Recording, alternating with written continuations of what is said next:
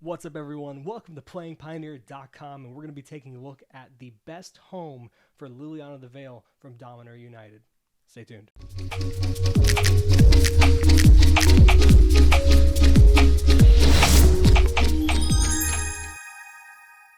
Alright, so unless you've been living under a rock, you know that Dominator United is out officially, and with it comes a plethora of cards that are going to impact Pioneer in a multitude of different ways. One of them being the big bad herself, Liliana of the Veil, one of the premier all-stars of the modern format for years until the recent release of Modern Horizons and Modern Horizons 2, respectively. Now, Liliana is a absolute amazing card, and I think she's going to make herself at home in so many different decks that are black based in Pioneer. Of course, you have mono black aggro as a classic deck to make use of her discard by actually discarding cards that can be recursive, like Bloodsoaked Champion and the entire lot that you play in that core. Of course, you have mono black Devotion, which is going to actually attack your opponent in more of a grindy mid-rangey play and make use of all of the extra mana you have thanks to Nykthos and making your opponent hellbent and you trying to just generate card advantage. Of course, there's Rakdos mid-range, the 3-drop central deck that is going to make room for her in any way they can because she fits with that game plan so perfectly. But at the end of the day, the best deck that's going to take full advantage of Liliana of the Veil is truly going to be Abzan Greasefang. Now, Abzan Greasefang is a deck that is tried and true and very dear to my heart. When Greasefang first released in Kamigawa, everyone, of course, saw the Parhelion combo, and a lot of people, including myself, I'll admit, thought it was kind of a meme. Like, it's cute, you get to cruise it, it gets to bring it out, that's really cute. It's probably too easy to stop. Phoenix is one of the top decks in the format, of course. It's going to be way too easy to just shut down the graveyard and just not even really care. We found out pretty quickly that it's a genuine deck, and it came in 3 different flavors. You had Mardu, Esper, and Abzan. Now, Abzan, for the longest time, until recently, was viewed as the red-headed stepchild of the bunch. Now, of course, you had Esper Greasefang, which was more of the controlling build, using cards like Consider, Tainted Absence, Faithful Mending as well to kind of draw and discard cards, get rid of those more healings, put them in the yard. Even Legislator was a newer addition when New Capenna released, and that was more of a deck that was looking to have that controlling. I would honestly say Plan A was actually the controlling aspect of the game, and Plan B was to find Greasefang. Now, of course, you wanted to win with Greasefang, but first and foremost, you were controlling the game state and the board state as a whole. And then you have Mardu, which is making use of the blood token generation between Blood Type Harvester as well as Voldaren Epicure, and kind of having a nice little beatdown strategy there, while you use things like Fable the Mirror Breaker, and of course your leftover blood tokens to help you discard Parhelions caught in your hand, and you had a slew of removal like Lightning Axe as well to act as more discard outlets, and it just gave you a nice little mid-rangey kind of vibe that, of course, played a lot of good cards that we already saw in a very popular deck in the format, which is currently Rakdos midrange. So, of course, Abzan was not really the deck that was as consistent as those other ones, but it was faster. You had access to Grizzly Savage, which lets you go 5 cards deep into your library to go ahead and find either Greasefang or a land that you need to be able to make that 3rd land drop to drop Greasefang. All the while, the rest of it goes to the graveyard, meaning your Parhelions are wonderfully ready to go. You had Satyr Wayfinder to help dig 4 cards deep, similar to Grizzly Salvage, only finding lands, but still filling the graveyard was very valuable. Witherboom Command acted as main deck removal for hate cards like Rest in Peace, Unlicensed Hearse, the Kaldheim, Graft Digger's Cage. I'll add it in post. I forgot the name of it. But all those cards were able to be removed from Witherboom Command, which also filled your graveyard, acted as some little bit of soft removal with that -2/-1, helped find land drops. Now, Abzan's always been kind of lacking in its 3-drop slot a little bit. You had, of course, Mardu taking full access of the best 3-drop in Magic altogether at the moment. I will be honest, I think it's better than Liliana, is Fable the Mirror Breaker.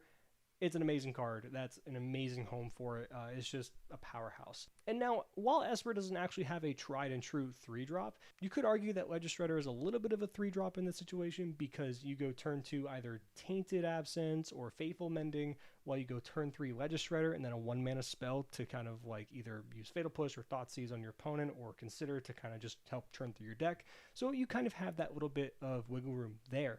Abzan was really using things like Rotting Registrar which is a 3-mana 7/6 dinosaur that every upkeep you have to discard a card, which is great in the sense of having a nice big body. It actually did curve out interestingly well enough to actually go ahead and discard Parhelion, drop Greasefang on turn 4, and then Parhelion coming back with Greasefang with 2 Angels is actually 13 damage plus the 7 from Rotting Registrar. Made a nice, cool little bit of a turn 4 potential kill. Wasn't that consistent, but it was something that was available nonetheless. The problem was it wasn't a mandatory discard every single time, and it definitely got a little awkward at times with Rotting Registrar in your hand or on the battlefield, and you had to really kind of play against yourself when you weren't discarding Parhelion, where Liliana comes in, fills that 3-drop slot that we wanted, but acts as a way to accelerate our own game plan without always being the detriment to our own success. Meaning, you can plus her, and of course discarding your own Parhelion is great, but at the same time you're also forcing your opponent to discard cards, which is great against the plethora of grindy decks that are in Pioneer, like Rakdos Midrange, Control, those kind of matchups that are usually kind of, I wouldn't say hard for Greasefang, but ones that can be a bit less welcome than your classic creature matchups that you have to deal with. But speaking of creature matchups, you also have the minus to kind of help force sacrifices on your opponent's side of the board and help clear out blockers and keep Liliana safe. And on top of that, you have a plethora of turn 2 plays that are creature based with Rafine's Informant and Satyr Wayfinder to help you actually have a body in front of her to protect your turn 3 if you don't have Greasefang on turn 3, of course. So Liliana is absolutely the perfect card for Greasefang.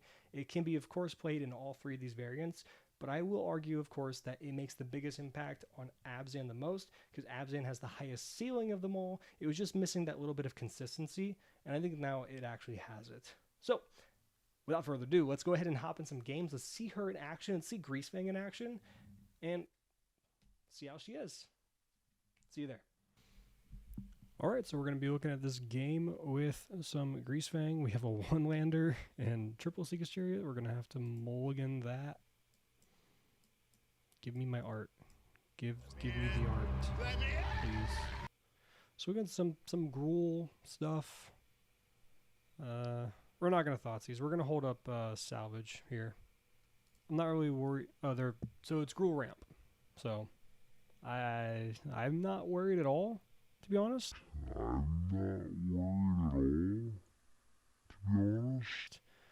Unfortunately, we have a Parhelion in our hand at the moment. Part of the reason I want to hold on to the Thoughtseize is also for consideration of straight up Thoughtseizing ourselves. Okay, there's a Parhelion there.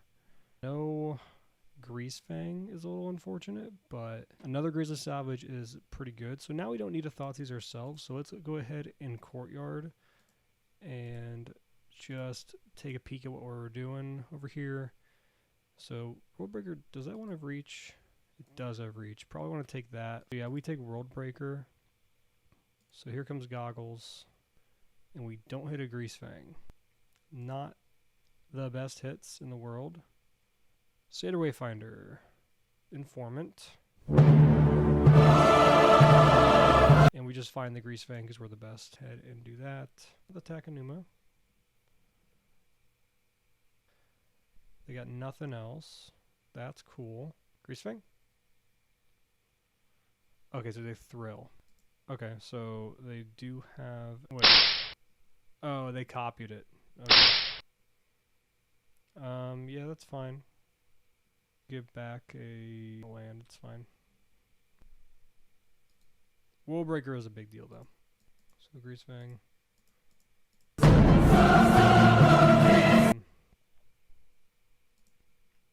They can block one of the angels.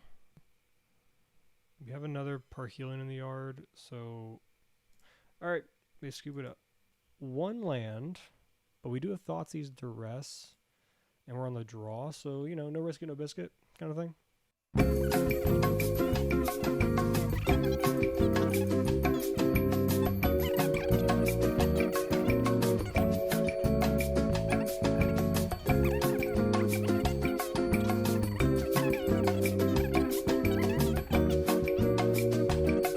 There's the scoop. Yeah, that's, that makes sense to me.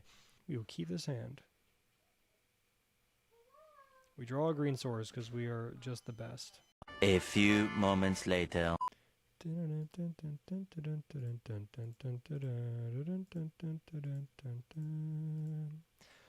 play some Greasefang, Greasefang. You might want to concede. Gonna kill Chandra, smack your face with angels made by me. That's cool. Go ahead and attack Chandra, attack you. Bye bye, Chandra, go bye. Awaken Inferno. Okay. The only option truly is the -X. -X equals 4. And then I can just kill Chandra. We go to one card. Okay, cool. Alright, so we're going to go for game number 2. 3 lands, Grizzly Salvage, Can't Still Be Refine's Informant, Thoughtseize. I'm going to keep this. It feels like a good hand to me. The only thing we don't have is the Fatal Push for their inevitable turn 1 elf, because if you've ever played against a green deck of any variety, you know that you are going to have to see that turn 1 elf pretty much every single game. It is the laws of magic. Yes! A few moments later. Alright, bye. The game is now devolved into Rafine's Informant Beatdown. Let's see if we can win in that regard. What do you got? Let's go.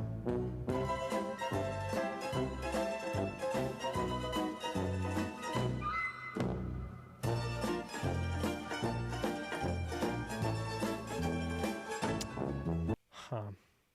Well, that's rude. That is rude. And we just top deck a Greasefang.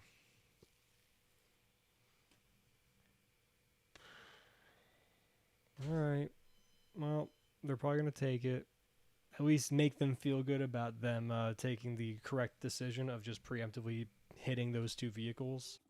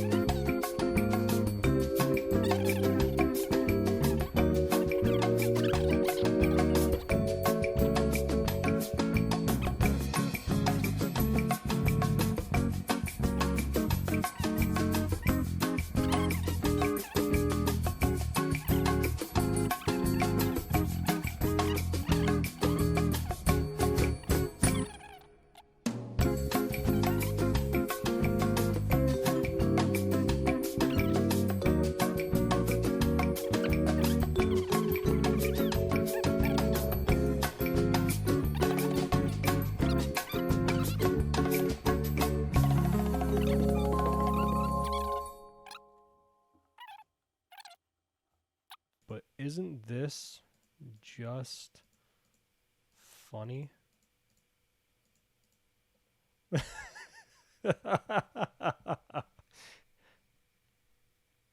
Hi. All right, do you have an answer for this Parhelion that we hardcast?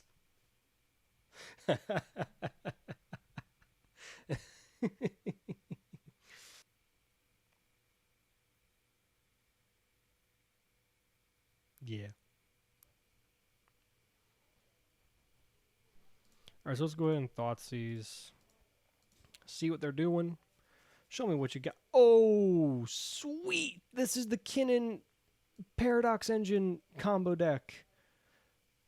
Relic of Legends. From Dominant United. Tap an untap legendary creature you control on 1 mana of any color.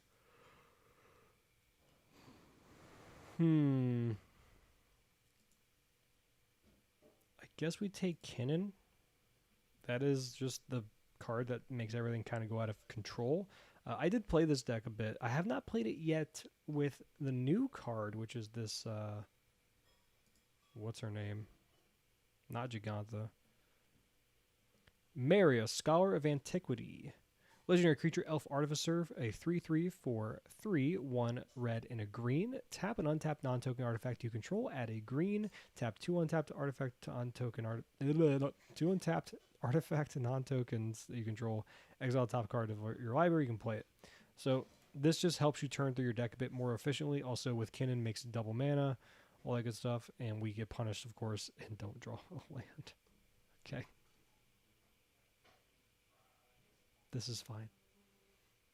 This is fine. All right, you get an Emery. We get a land. We get a land. And we find our third land. Never punished. Never punished. Never punished. Never punished. We're the best. We're the best. Now, they can go ahead and just drop down Maria. Or is it Maria?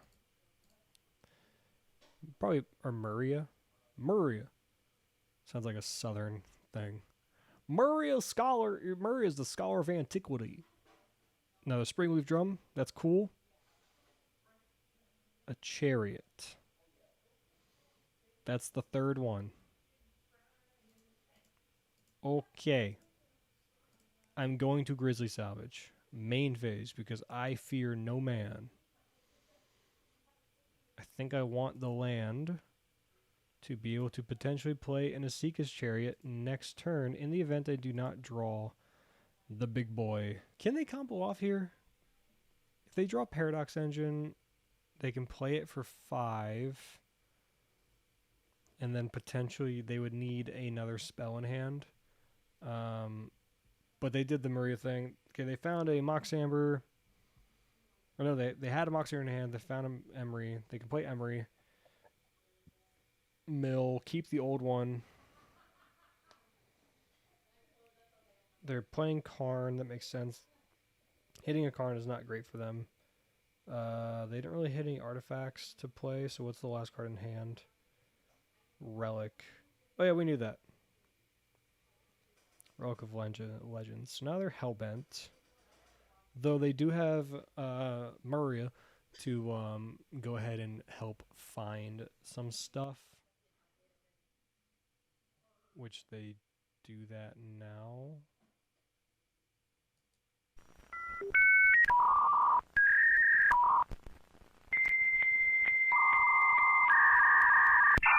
Oh, that's just, okay, that's pretty cool. Okay. Alright. I think we just go ahead and play the Chariot, and then next turn probably play another Chariot.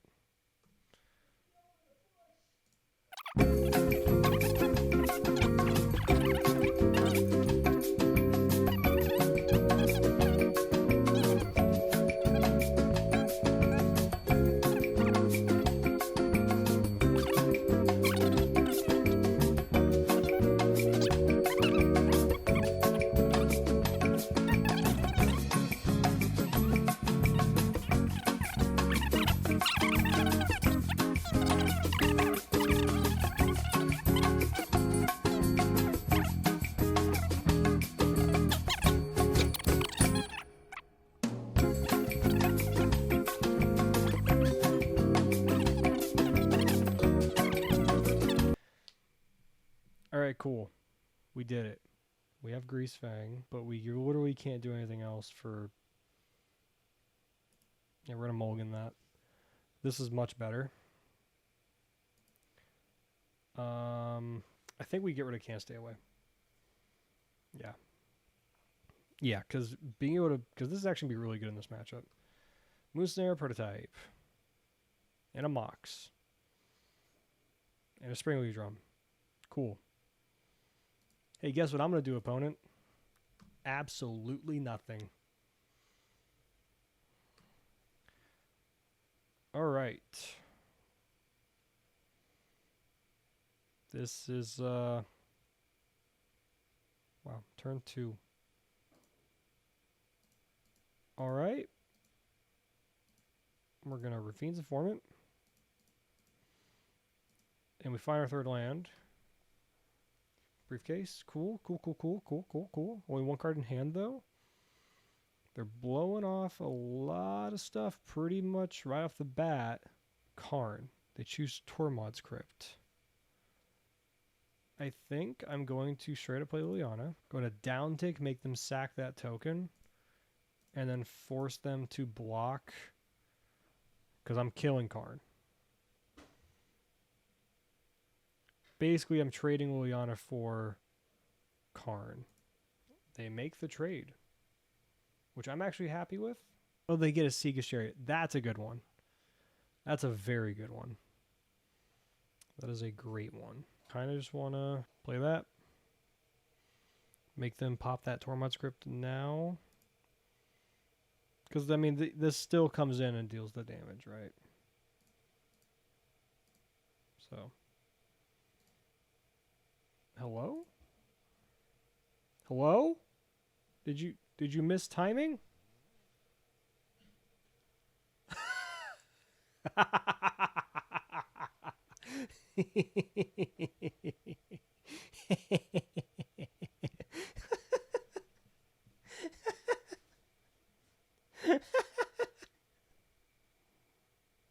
All right, we're done.